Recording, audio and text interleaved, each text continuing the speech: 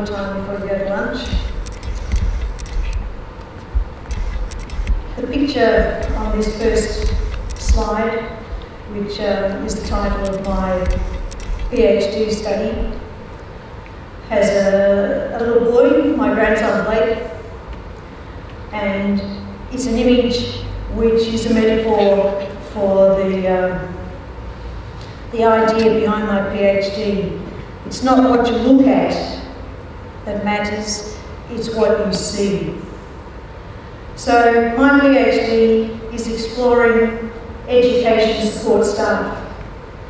And when we as teachers and educators are good at asking questions, my opening question to you is, how do you value the education support staff in your school?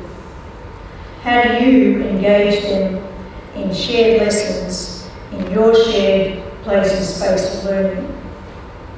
I'm in a privileged position to be standing here doing my PhD like some of these ladies, and proof that you can teach an old tart new tricks after 40 years of teaching in many classrooms.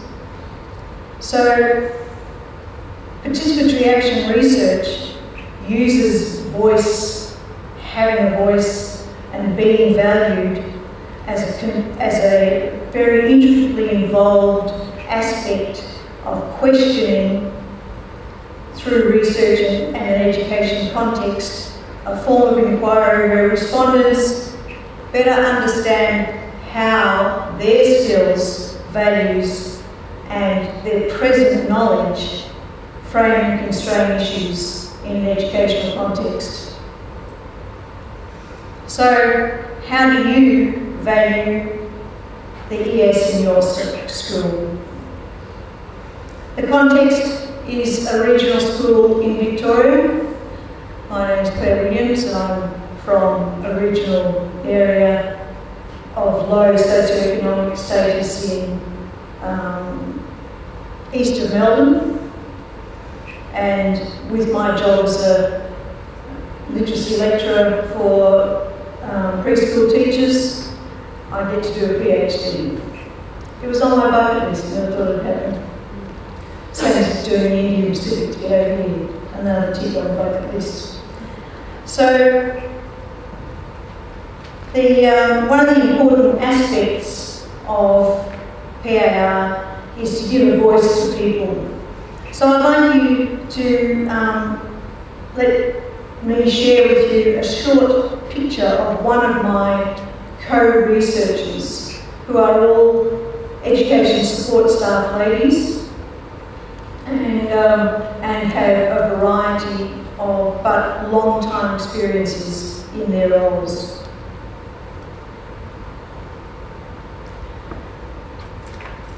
Riley, not her real name, is in her mid-50s and has been involved as an education support staff for well over a decade.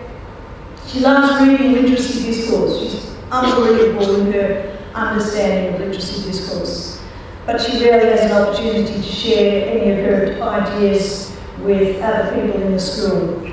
She's based in the food and technology area, preparing the kitchens for the kitchen staff and running a breakfast club and doing the scone bake once a week for the staff. And she's also in the food tech lab at the end of the day to reward students who report back to her with minimum two explanations of things that they learned that day. Things that they love the chance to communicate with her about, giving feedback about their own learning. Riley, like the other education support staff, have done courses in integration support, wellness and inclusivity training, first aid training, a whole host of on-the-job incidental courses and trainings that they need to do the many roles that they play. She would like to be involved and participate in the ongoing professional development sessions that the school runs.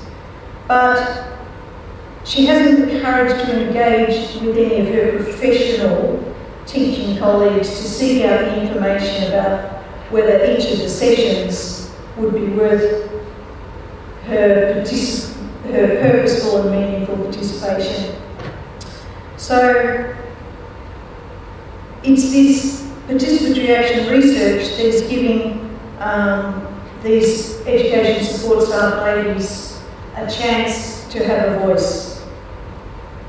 She feels that she's part of the college learning environment, but she's also constantly reminded in oh so subtle ways that she is a TA, a TDR's right person. She helps to ensure students understand about the language and literacy of food, very functional literacy. She monitors the class at all times, follows learning intentions with them, helps them achieve their success criteria, and helps them enjoy their learning experiences. Education support staff are trusted and safe people in the lives of many young adolescents. They are passionate in their belief in the potential and capabilities of students who they know do not have the capacity to reach standard assessment outcomes for all sorts of reasons that involve their life experience. So the philosophy behind participatory action research goes way back to that Western Descartes idea of I think, therefore I am. It's evolved into the African Ubuntu, I am because we are. That's what participatory action research is. It goes into the area of asking some basic questions. It's asking about change. What's the action that's been critically investigated? What is the change process that's being enacted? How is it happening? So we all understand what action research does. The beauty of participatory action research and critical theory is that there are no assumptions, and it's about transformative learning environments, embracing change. So my role as a participant observer and an advocate and a person who loves to discuss literacy discourse ideas is transformative for them, and it's also transformative to me.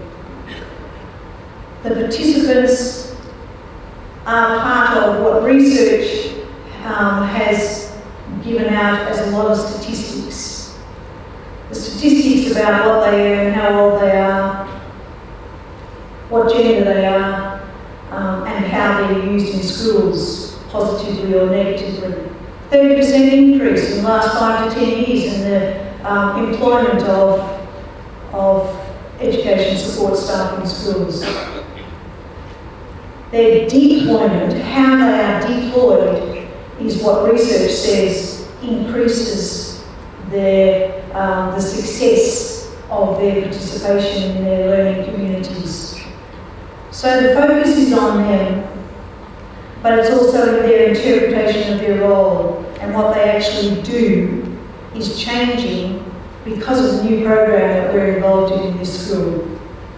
The good thing, lucky thing for me, is that I went to the data collection stage over a 12-month period, and it's just at the time when they're introducing a new program, a new literacy program, and the school management has been very generous in allowing me access to time for the interactions of the education support staff across the campuses, and they've never done that before. Reflexivity gives us a way into participatory action research. It underpins PAR. It's about pedagogical practices for lifelong learning. It asks, what are you doing and why are you doing it this way? Why can't we do it that way? And it's about challenging what happens. So my research design involves forums, it's inquiry-based, it's qualitative.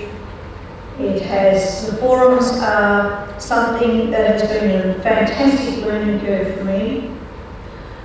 Observations, interviews, and lots of reflections. And this is what reflexivity is at its best.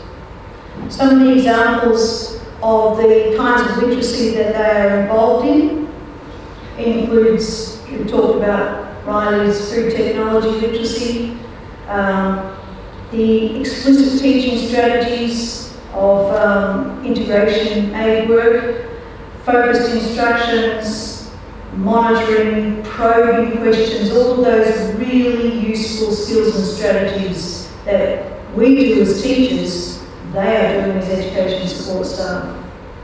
So I want you to consider how you look at your education support staff people.